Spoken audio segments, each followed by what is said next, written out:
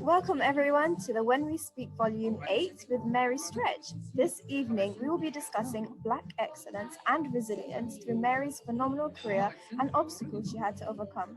We are recording the session, so if you could all be on mute throughout the session, and if you do not want your face to be seen, please turn your camera off. We will be taking questions at the end of the session, so please put them into the group chat and we will make sure they are answered. Mary, over to you. Well, hello everybody. Today I'm going to be talking about being an entrepreneur. Dictionaries describe an entrepreneur as somebody who attempts to make a profit by starting a company or by operating alone in the business world, especially when it involves taking risks. Now, I wasn't always an entrepreneur. I started my corporate career at Unilever as a management trainee in one of the biggest global businesses in the world. And I actually then, 30 years ago, became one of the first Black people in the BBC in radio and television. I joined the BBC for a bet, actually. I didn't have any experience in journalism or radio, and I had zero experience in any kind of journalism, but someone bet me that I couldn't. So just for that, I saw an ad and I applied for a BBC selection panel, and then I turned it down because I went on holiday, and they called me back and they asked me to do a SWOT analysis, which is a strengths, weaknesses, opportunities, threats analysis on 4 of their programs and Radio 4. And I took a guess because at the time I was the brand manager of Jif, you know, Cif that you put in your bath. I was responsible for the UK profitability of Cif. And I guessed that being a brand manager and being a producer was pretty much the same kind of job. It's a total guess, but I was actually right, because one has to optimize the profit mix and the other one has to optimize the program mix in order to grow the audience. And they realized that I was right, and they hired me from scratch in one jump to become the new producer of Radio 4's food program, which is still running today, 25 to 30 years later, and it was a big hit. So I then went on as a producer to launch Speech on Radio 1. I was a Radio 4 producer, but they didn't actually believe that Radio 1 producers could produce speech. They thought they were only into music. So I had to go and start a program on Radio 1 called Studio B15, which was pretty amazing. We had everybody on it, from Wonder Woman to Muhammad Ali. We had hookups live with NASA. We had just about every star from the 80s playing live. Adamant, Sting, Paul Weller, they're all playing in our studio. And then a little while later, I was asked if I would move to television and to news, and I became an anchor presenter on Nationwide. So, you know, in the afternoons you hear, and now the news where you are. So I was an anchor presenter on that in the West Country, reporting out of Bristol. And did that for about 3 months. And then they said, could I move to BBC 2 as a presenter, producer and reporter on BBC 2's first ever Black programme, which was called Ebony. And I did that for 3 months. And then they asked me, so I was moving very rapidly, so, yes. And they then asked me if I would be one of the first 4 reporters on BBC Breakfast Time, which is every morning, which is a 3-hour live programme, which is basically news and current affairs. And I did. So I then was there for 3 years making films all over the UK and also in other countries. And I was there for 3 years, and then at the end I managed to resign, and I'll explain that later. After that, I said I'd never work in television again, but I got another job, and I found myself doing a side hustle as the face of international volleyball for Channel 4. And I also presented BBC 2's religious programme, which is called This Is the Day. And it was really, really stressful. back in the day, there were very, very few BAME people in the industry. In fact, there was just me and Maura Stewart, you know, who's the newsreader on Radio 2. So you would hope that I would have been really precious to the BBC. They hired me as a producer, and the food programme was a big hit. It's still running, for goodness sake, and that's 30 years. So what help was I given? None. Astonishingly, I was given no training, no courses at all for 5 very, very different jobs. The BBC somehow took an enormous gamble, hoping that I would miraculously master 5 very different journalist roles, because being a radio producer is very different on Radio 4 to being a Radio 1 producer, to then going to be a TV news reporter, and then to go and be a TV producer and presenter, and on a feature show, and then going to do it on a live current affairs program. In fact, there's 6 jobs there really. And I think they took a really big gamble, because I started mainly as a producer, and producers are the powerhouse of television. And that's quite important, because when you're watching television, you probably don't realize, you see faces, you see people, presenters, and you think they're the ones with the power. They're not. The people with the power are the producers who are behind the cameras. They control everything about a program. They maybe choose the presenters, they control the timing, they control the content of the program, they control the actors if there are actors there, they write the scripts or edit the scripts of the presenters. However good they are, the producer has control over what is said. They're the ones who talk into the ear of the presenter all the time from the gallery, saying, say here, ask him this. And they also give direction in that way and in every other way of a program. So for the BBC to imagine that I could just skip from job to job to job to job to job was really, really tough. So I'm going to give you an idea of what it felt like back in the day to be one of the only Black producer reporters at the BBC. It felt lonely, terrifying, horrible, and scary. And I'm going to show you a picture. I hope you can see it. That's what I looked like. That was a publicity shot of me. That was me, I don't know, I think I was 29 then. And that was taken on a bench at the top of Primrose Hill by a photographer who actually had been in one of the films that I'd made for Valentine's Day, for breakfast time. And you can see I'm looking pretty miserable, aren't I? And that's because I really was miserable most of the time. And I'll explain why. I had to do a live breakfast time piece to camera, that's straight to camera, at 6 o'clock in the morning outside the Prime Minister Neil Kinnock's house in Ealing, after covering the election overnight at Hackney Town Hall. Bear in mind, no one had told me how to cover an election, but I had to do it, and it went out to millions of people, and it had to be right.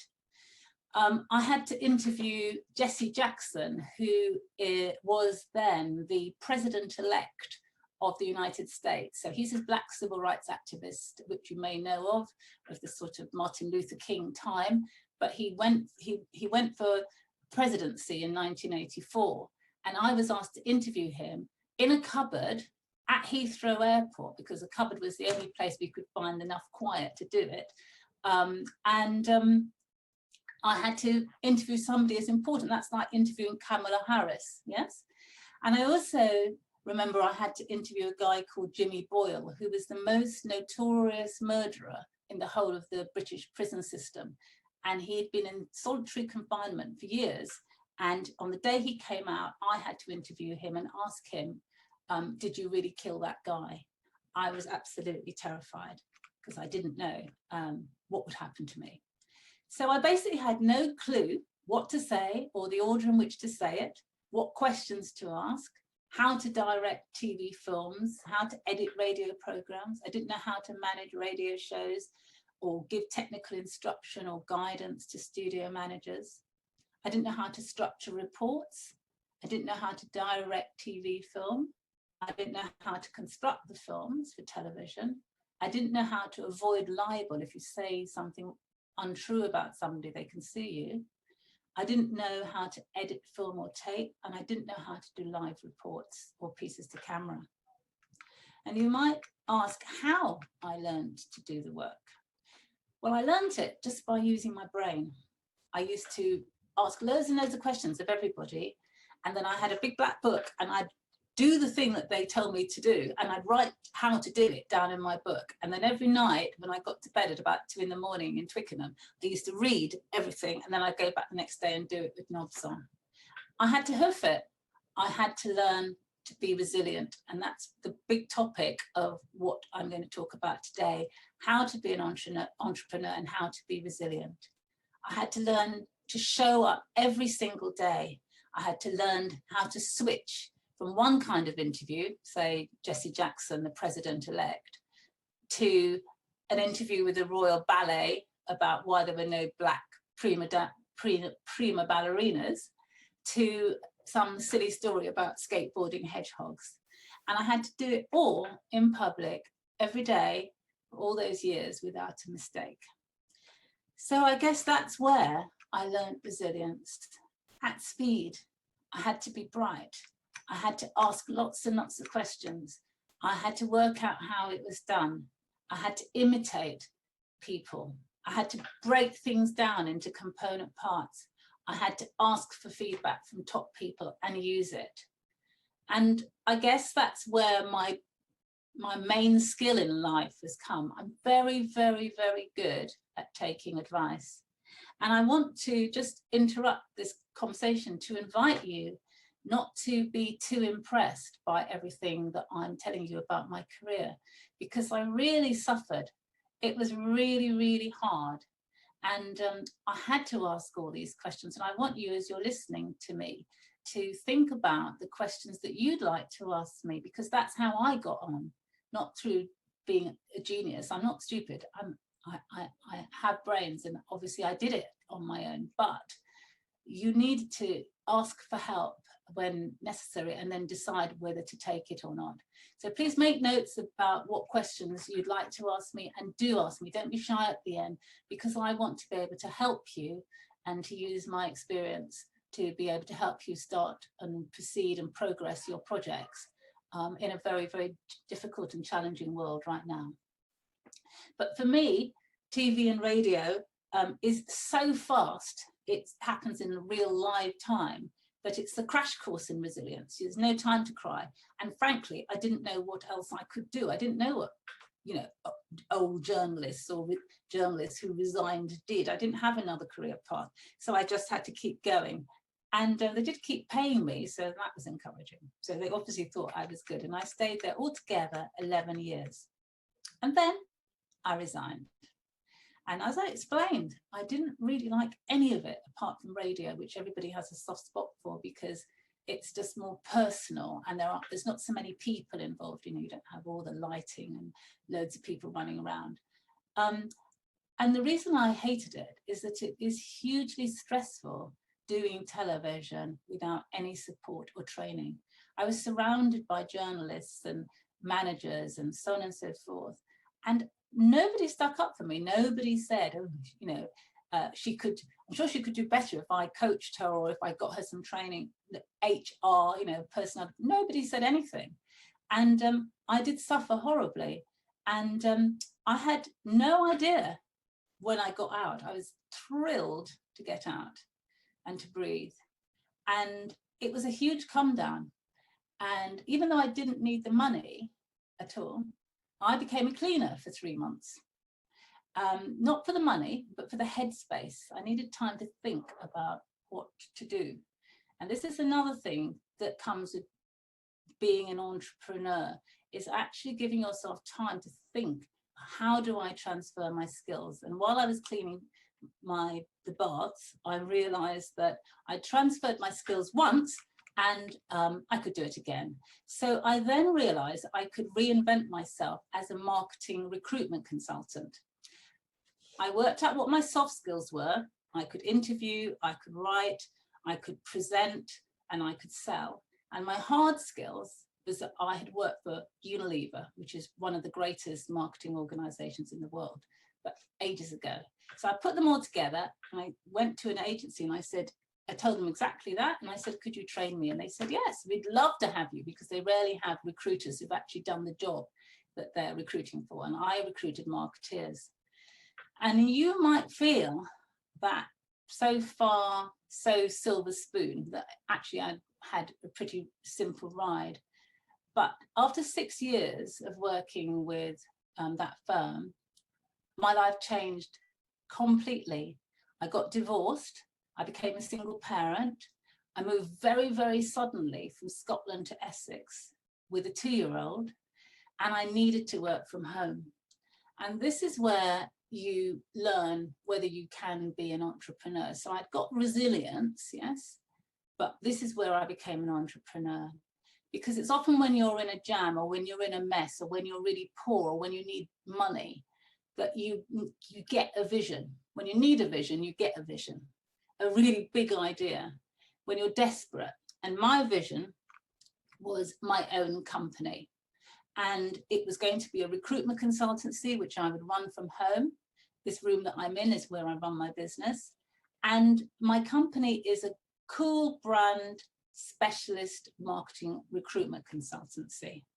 And because I've been running it now for a really long time and it's been successful, that means I can now share with you what I've learned about how to become an entrepreneur. And you can use these tips to help you start your projects and make your projects work and successful, and to stress test them, because I've already stress tested them. So number one, if you have no money, be creative. That's what all entrepreneurs do. You don't need to have tons of cash. Find a great name. Number two, make the name clear. In fact, make it hyper clear, because if your name does what it says on the tin, yes, then when you're talking to people and you're trying to get past the gatekeeper and trying to interest the PA or the secretary or even the guy or woman herself, you've only got a nanosecond to communicate. So if you're calling yourself Stretch Associates, that doesn't communicate anything. But if you're calling yourself Hutton House Recruitment, then it sounds rather posh. I actually thought of that in my bath. But in fact, Hutton is actually the poorest area of the town that I live in. But it sounded good. And I got this really cool stately home in gold as my logo on my business card. And that won me some great clients. I needed my very big clients to think of me as more than just me in my pajamas, which is what I was. I used to sit in my back bedroom, not particularly well dressed like we do now during COVID. Number three, put your effort into thinking things through and planning for success. Don't just go and do things. You know, thinking is very cheap. It's just your own brain. And entrepreneurs do things on the cheap because they don't have a lot of money, yeah? And so nothing's cheaper than thinking and planning. So if you haven't got any brain left, then just go and talk to a really sharp businessman about your idea, or businesswoman, yeah? It could be your local supermarket person that you like, or somebody that's successful, and say, look, I'm thinking of doing this, and go through the ideas. They will tell you very quickly what won't work about it. Don't get hurt, listen, yeah? And then number four, set some goals once you've got your project, and think, write them down, because if you don't write goals down, you'll never achieve them. And think, now, what do people really need in this space for my project, in that project space? What do they really need? And why should they come to me to get it? Why would they pay money or give their time to get what I'm selling in that space? And if you can't really see it, that's not good enough. It won't work. So set your targets then. Say, how many people do I want to use my service in a month? How much profit do I want to make? What do I want to achieve by when? Yes, and write those down, your goals and your targets, so that you quantify where you're going. Because success is a combination of planning your goals, and that's planned risk, and total risk, which is I'm going to work from home, I've got no money, I've never done this before. That's total risk. But you've got to tie down an element of that into planning. Then you're going to need a unique selling proposition. What are you going to do to make sure that what you're selling is drop dead special to the people using it, irresistible, and something that's different from everything else that's out there? And the reason I say that is if you're not completely different, then you're going to have to sell harder.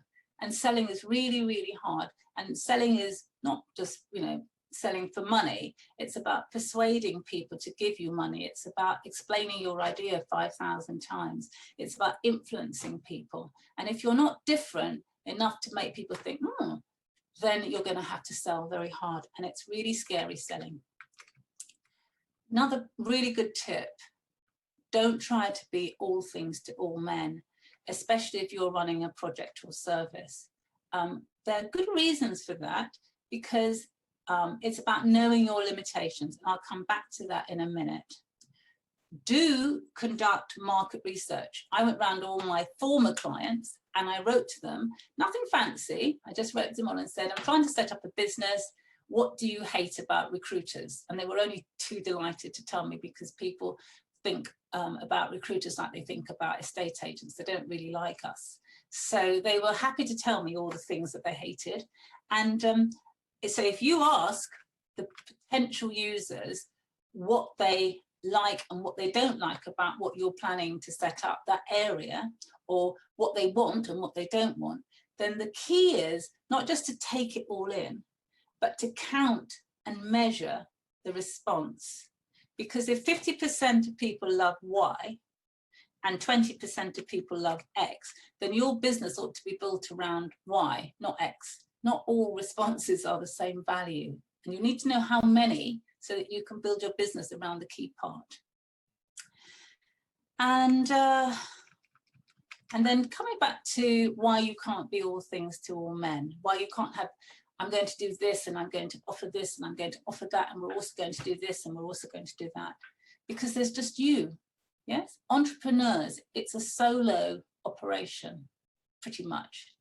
There's just you and there's only 24 hours in the day, yeah?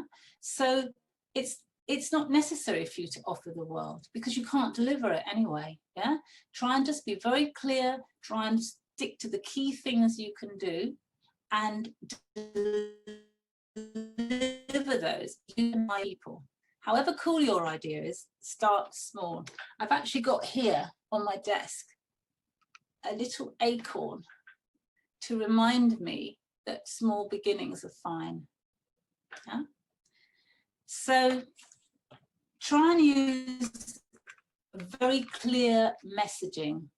So be sure you can describe your project in a sentence, because sometimes that's all the time you've got. So if you get through to the person, past the gatekeeper, you've got to be able to say, I run Hutton House and we recruit marketers for cool brands. And just recruiting marketers for cool brands unlocks top talent. That's it. Everyone can get that. Everyone can get that, whether it's clients or candidates. And that's what you need, because that's maybe all the time you have. And then you can gradually, when you've got it down to a short, manageable sentence, you can then develop your 30-second elevator pitch, which is if you were locked in a lift with somebody for 30 seconds to get to the 6th floor, and you thought they might like be in your seconds and check on the 6th floor as they walk out. So you've got to be very clear about your messaging. The money side, and I would say pitfall 1, save your cash, SYC, because being an entrepreneur is all about making a profit, or if you're a charity, spending less and getting people to give you their money. So you don't need as much money or seed capital as you think you might. So learn to do without it.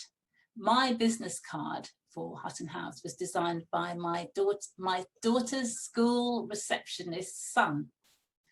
And when I showed it to Coca-Cola, they said, "Oh, we love this. This is really, really cool." And, you know, Coca-Cola has the best illustrators in the world. And my brochure was designed by an old friend of mine from school for very little. So look around and see what you can get for free. There's always people, there's so much talent in London, and people will be willing to do it for very little. And then also skip the website until you can afford it. Use social media. I didn't have one for 4 years, and I was working with huge brands and clients. And think, the most important question in being an entrepreneur or setting up any project is, how can I get around this problem? Because you will have problems. That's it. That is the most important. Keep asking yourself that problem, because you don't have advisors, you don't have staff, you don't have business partners. Entrepreneurs don't have that. So solve problems is what we do. So I recruit for cool brands, and my clients, I knew that, you know, Coca-Cola is never going to allow me to use their logo. So I had to get around that. I had to have a website that tell people what cool brands I work for. So I thought and thought and thought, and I thought, right, I'm going to ring up the professors of every major arts university in the UK, and I'm going to ask them to connect me with the students that do illustration, because they're going to be the illustrators of tomorrow. And I'm going to ask those students to sell me their work, their coursework, their best, coolest images. I'm going to buy them. I'm going to give them a credit on the back page of my website, and I'm going to art direct all that stuff onto my website to make it look really cool. And that's what I did. And it cost me very little, and it future-proofed my website. And then coming to the end now, getting training. I did one course. It seemed terribly boring. Nothing happened until week 2. It was free. It was council run. But in the end of the week, the tutor started talking about credit terms, and he said, "You can set any credit terms you like." And I said, "Oh my goodness, what's the norm?" And they said, "Well, 30 days is what you expect your clients to pay you in. So you send them an invoice and they would pay you in 30 days. So I said, "Could I set my terms any length I like? Could I set them at 15? He said, "If you can make it stick, you can." And that's what I did. And that is the secret. That one thing that I got out of 3 weeks of sitting there, that meant that I got my money in twice or 4 times as fast as most companies in this country. And I made sure that when I went to talk to Disney, which was my first biggest client, that I talked about those credit terms before I even sat down. And I said, "Think of me as a family pet. I'm very small. Please don't crush me. I need my terms to be 15 days." And they said, "Go on." And that's what happened. So that saved me and made my business a success. And the other secret, and this is something that I would point to all of you if you're doing things, is to be bold, be normal, be open, be authentically you. Most people are really, really bored in life. So when you're talking to stakeholders or people with money or people that you want to persuade, be you. Don't be formulaic. I did that with Disney. That's how I got Disney as a client. If you want to know, I'll tell you later on how that actually happened. But I just took that risk of saying something I'd say to a mate in a pub, and that is what won me Disney. And I worked with Disney for 10 years strategically. In fact, the house I'm sitting in was paid for by Disney years ago, outright. So it's really, really well worth it.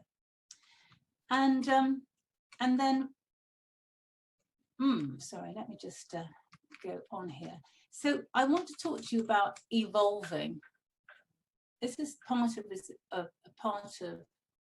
resilience, because I then shut my business and became a teacher to help my daughter. And then I reopened my business again, and I needed it to work very, very hard.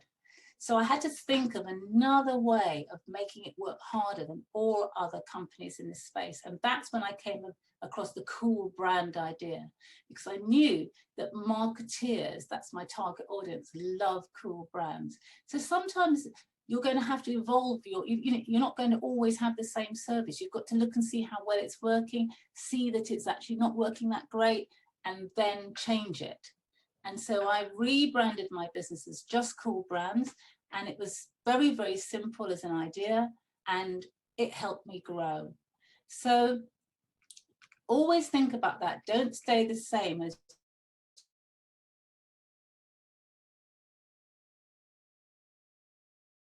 you go through you've got to understand that the secret of business or of service delivery is evolution. You've got to allow yourself to adapt to changing circumstances. And another very important thing is to retain your reliability, your dependability, and not to basically lie and cheat and try and exaggerate to impress people. I have a mentor who helped me, and his name was Sir Raymond Monbiot, and he told me that all I needed to do to be very successful in business, he said,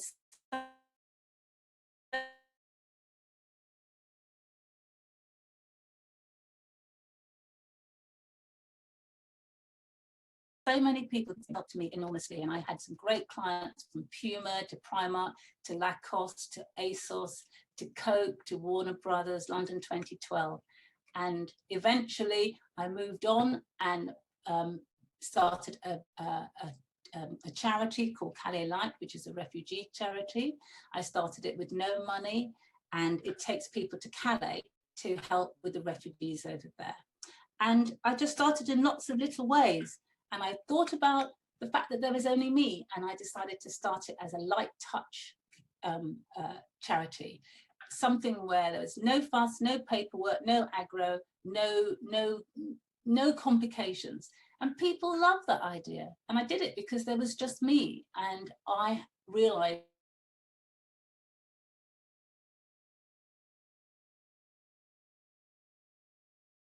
that I had 14 trips in 4 years. GoFundMe has just chosen us as their charity of the week.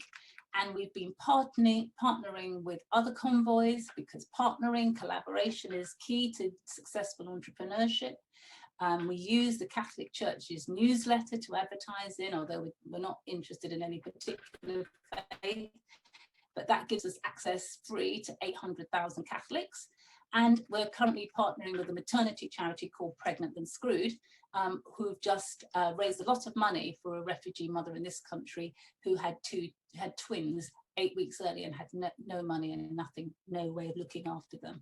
And we even got £40,000 worth of vitamins off Pfizer, the big pharma company, because I knew somebody on the board, and I thought of asking them, and they had some that was not past their sell-by date, and we sent them all to the refugees.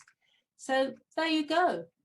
Being an entrepreneur is about imagination. It's about taking risks. It's about never being down. It's about always believing. It's about always trying hard to see your way around a problem. And sometimes it's easy and sometimes it's not. It's about stepping outside your comfort zone. It's about learning stuff that you just didn't know about because it's only just you. It's about bouncing back. Stop apologizing, believe that it's possible. I'm a Christian, so I've got God on my side, and he's very helpful to me. But realize it's not pretty. Yes, I have suffered. Try and keep your integrity. Don't lie. Try and keep your basic goodness in any situation, and people will learn to trust you, and they will partner with you. So ask for help, evolve your plan. It will work. Good luck.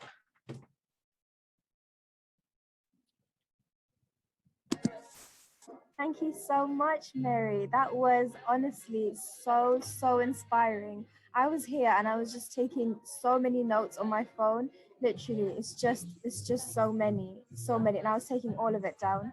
And I would definitely use them. And I hope everyone who sees this and watches this on the website or right here, right now, live, they will use this advice for every single day-to-day action they do.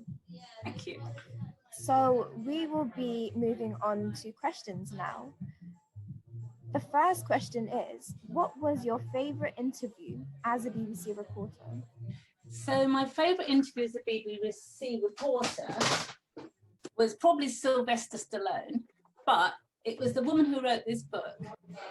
I interviewed her in Bristol, and she was ill for ages now. She was a model, and she's American, and she kept going to doctors and kept going to doctors. It's quite useful during COVID. So I feel really ill. And they said, there's nothing wrong with you.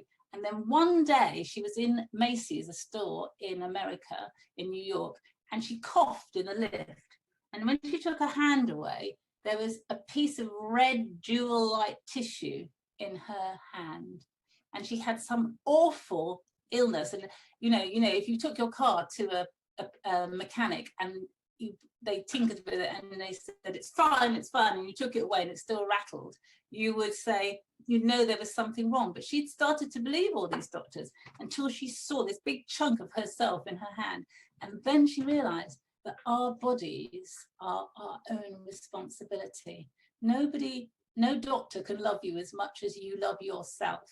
So you need to listen to your bodies. You need to be responsible for your bodies. If you're feeling ill, then just push and push and push till someone will listen to you. If you're overweight, get slim. It's up to you to care for your body, because you are your own best doctor. And that was my favorite interview. And that was the book that she wrote about it. Oh my, wow. I'm in shock. I could have never, because I want to pursue a career in medicine, but to hear that, it's just, wow. Because honestly, when you go to the doctors, you always have that hope that, they can quickly identify what's wrong with you and treat you immediately. But then when you told me that story, it just came to my attention that you can really rely only on yourself, and that even with businesses or services, the only person you can rely on is yourself. Take the time to work out what you think is wrong with you. And I have been quite ill in my life, and indeed I went to the doctor today. So it's important that you pay attention to yourself and that you give yourself as much value as your business, because actually you're way more valuable than your service. If you're not there, then you can't do it, can you? Whatever it is that you want to do, you can't deliver your dream. We need to be healthy. Very true. So we're going to go into the second question now. If you could choose one characteristic out of your resilient mindset, what would it be? It would be authentic, be brave. It's what I mentioned in the piece. What I did when I went to talk to this person for this client, wasn't somebody from Disney. It was from another big company, and I presented what I do, and then I said to them, I look really happy. And when it was all finished, and she said, oh, you look really cheerful. I said, I am, because tomorrow's Friday and I've got Friday off. And she said, how have you got Friday off? And I said, well, I'm a single mum. So this is me being authentic. I was just talking to her, yes. I said, I'm a single mum, and I've persuaded my boss that I can do in 4 days what everybody else in the company can do in 5. And so I have Fridays off every week, because then I can spend Friday with my little girl, and I need to do that. And she said, oh my God, how did you manage to do that?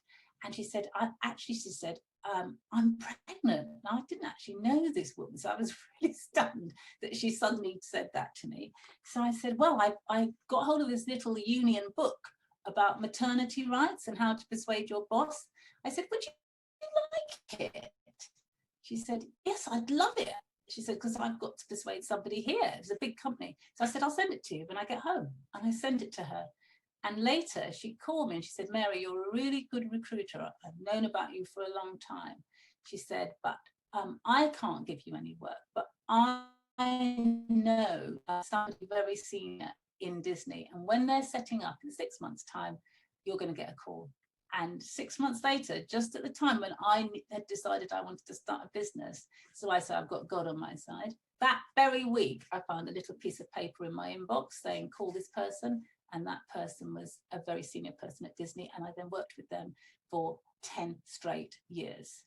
And obviously they don't carry passengers, so they had to decide for themselves whether I was any good.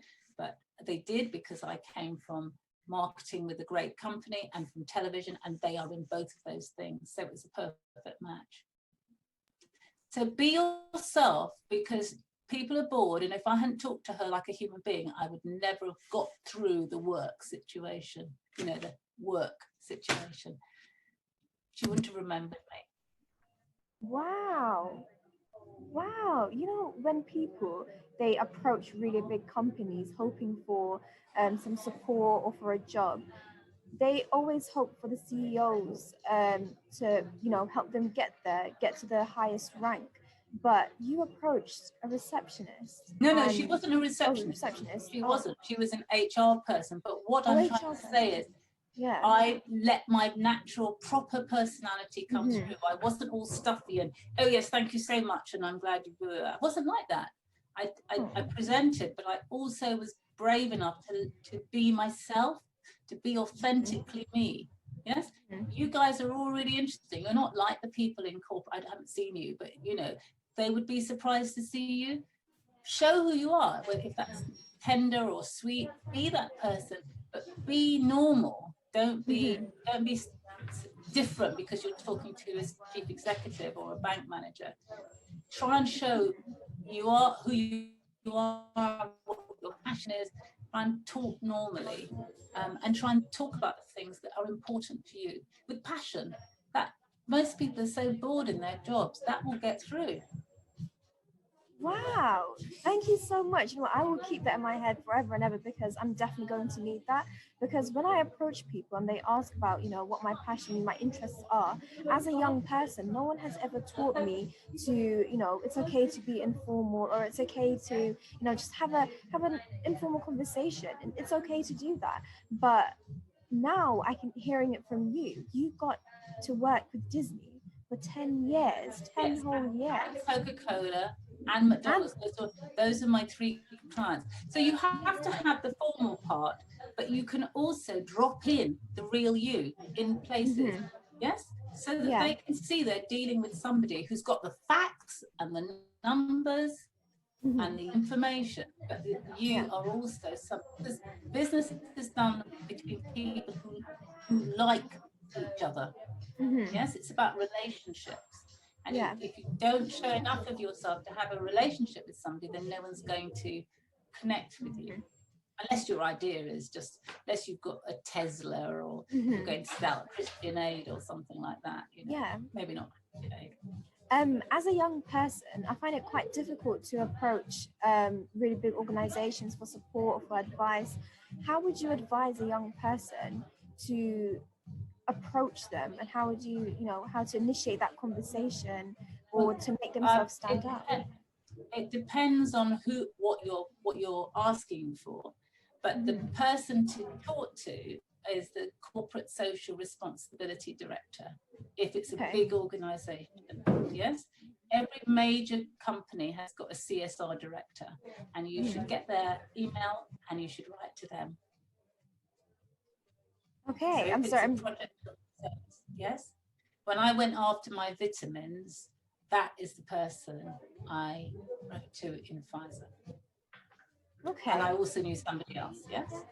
So it's about making sure you've got the right person, and you might have to ask quite a lot of questions in order to make sure you're targeting the right person. And then obviously, you know, there are so many different things that you might want to ask, and you'd need to take advice on how to lay out your stall. Yes? Yes. We've got one more question. When you talk of planning and strategy, before jumping in, what are the best ways of doing this? Well, as I said, you've got to start with thinking of what you want to do, and then doing some research. Yes, so if you listen back to this tape, I do lay out the steps.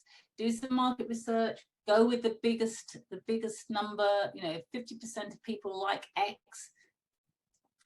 Narrow it down to X rather than X and Y and P and Q, because you'll never be able to deliver it all. You know, the maximum number of people I've ever employed has been 4. And that's because I live here on the east of London, and there are no companies that have are what we call fast-moving consumer goods. There are no Coca-Colas on this side of London. They're all on the other side of London and in Surrey and in the south. So if I wanted to recruit another me, yes, I can't. So I had to be absolutely certain that I could run my business on my own with administrative and secretarial help. So that's about making sure I had a great idea that suited my clients. That's where the market research comes in. That's very simple, yes, so that I could deliver it. Yes, it was just marketeers, recruiting marketers for cool brands. But I had my targets set out carefully. But I had to make up my mind, and obviously you're doing charities, that I was never going to be massively rich. I didn't want to earn $1 billion.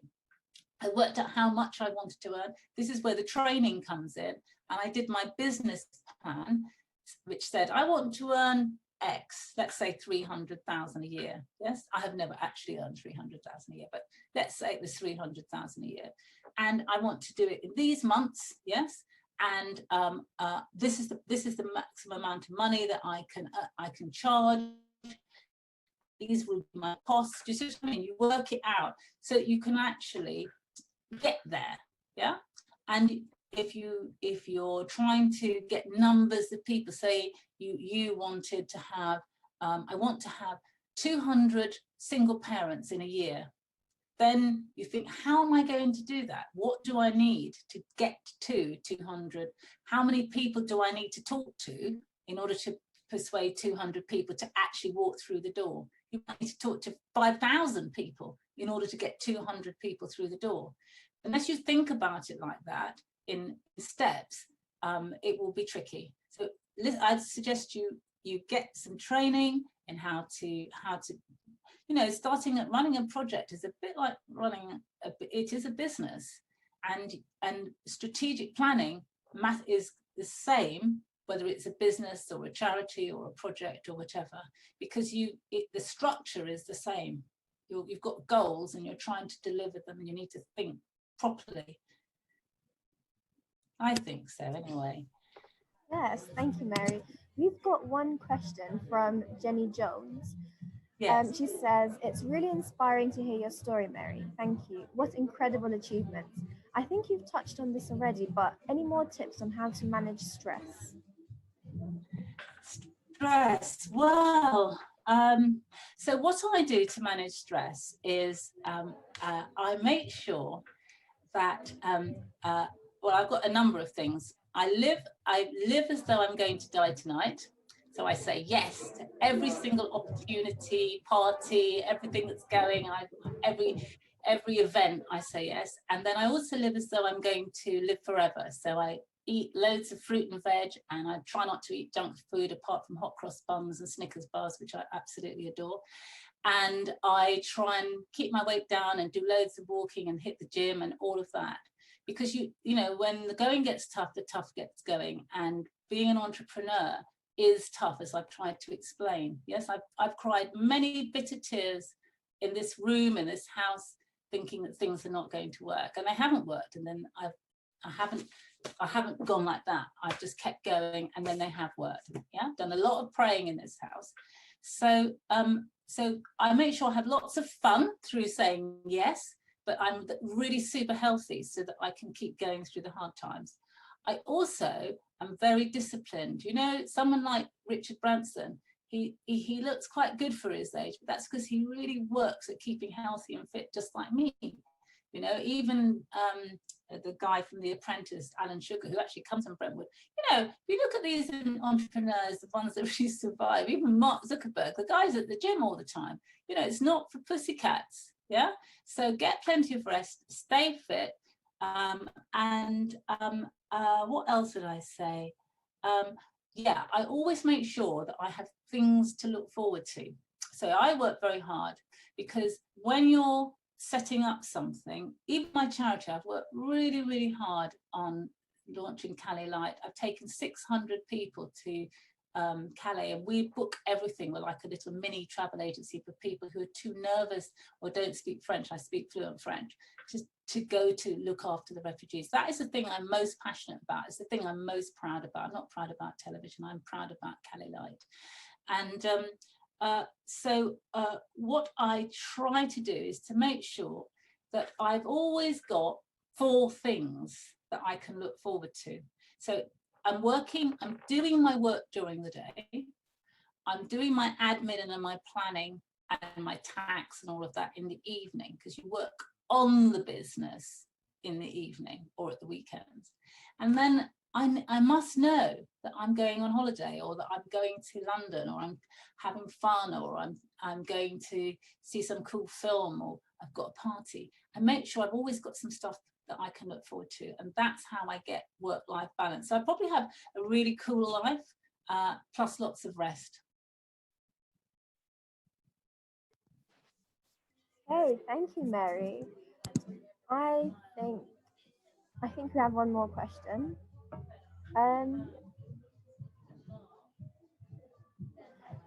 How many people find the work-life balance difficult? I know you've touched upon this, but having had such a successful career, how did you find the perfect life as being a single mother?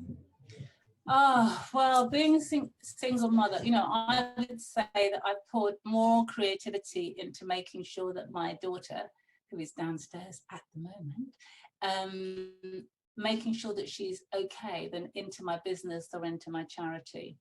I actually shut my business, which was very successful, so that I could go back to uni and help her through her GCSEs.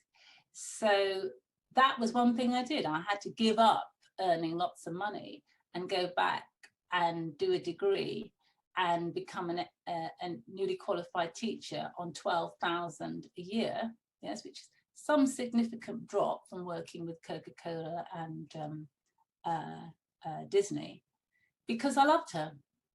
And I needed to have that time. I needed, when I was before, I'd have to rush from here to Hammersmith every day to go to L'Oreal or go to Disney. And I was recruiting people. I do recruit people with salaries from between 50,000 a year and up to 400,000 a year. And I would interview them, and I also run a coaching side to my business. So, this is really difficult, rigorous stuff. And those companies, big companies like L'Oreal and Disney and Warner Brothers, they're not looking for friends. They want what they need, and they're extremely civilized, but they don't carry passengers. You only make a mistake once. I'm expensive, right? So if I made a mistake, I'd never work with them again, ever. So, but I had to put my daughter first, so I had to stop.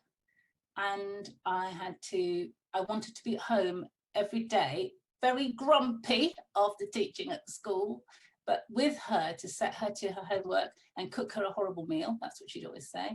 And then I'd go upstairs and I'd start my planning for the next day's lessons. And I was teaching media studies as well as French and Spanish, but I didn't know anything about media studies, but they said, I must teach it because I was a journalist and I surely must know about me. But I was only seconds ahead of my students on the curriculum, and I'd study and plan my next day's lessons from 8 till 3 in the morning. And then I'd get up and go to school at 6. And with all my resources, and it was very difficult. It was very difficult, but that meant that I could spend time with her, that we could have holidays together. I've been a career person, but people are always more important than money. So I'm not greedy, and as I say, I'm prouder of my daughter, and I'm prouder of Calais Light, which is a people charity that helps people who have nothing and who fleeing persecution and murder and war and famine, and have had a terrible, terrible time walking from Africa to get to Calais, and then they die in the Channel. I'd rather do that than earn loads of cash. Wow, that was very, very, very incredible to hear. because you're right, people are always more important than money, because money will always come and go, but the impacts you leave on people could last forever, a lifetime. So I'm afraid that's all the questions we have for today. Thank you so much for your time, Mary. Do you have any final comments at all that you can give to No, everyone? I just wish you all huge success. Remember, thinking is very cheap. Ask for lots of advice. Listen to the advice, don't get put off, but sort of cross-reference it. Decide, hear the advice and think, well, what bits of it do I really need? Even if it hurts, at least discuss it with people so that you don't waste time, but don't give up your good idea if you think it's really good. I was talking to somebody today who went into well-being 3 years ago, and it didn't work, and it didn't work, and it didn't work. And just before I came on air today, she said, we've made more money in the last 3 months than we have done in the last 3 years, because now's her moment. COVID is here. So she stuck to her guns. Yes. So sometimes you have to think, is this the big idea? But many times you need to listen, and if it is the big idea, plan carefully. Thank you so much for your time, Mary. We are honestly, It's been a pleasure. We're very, very honored to be in your presence, definitely.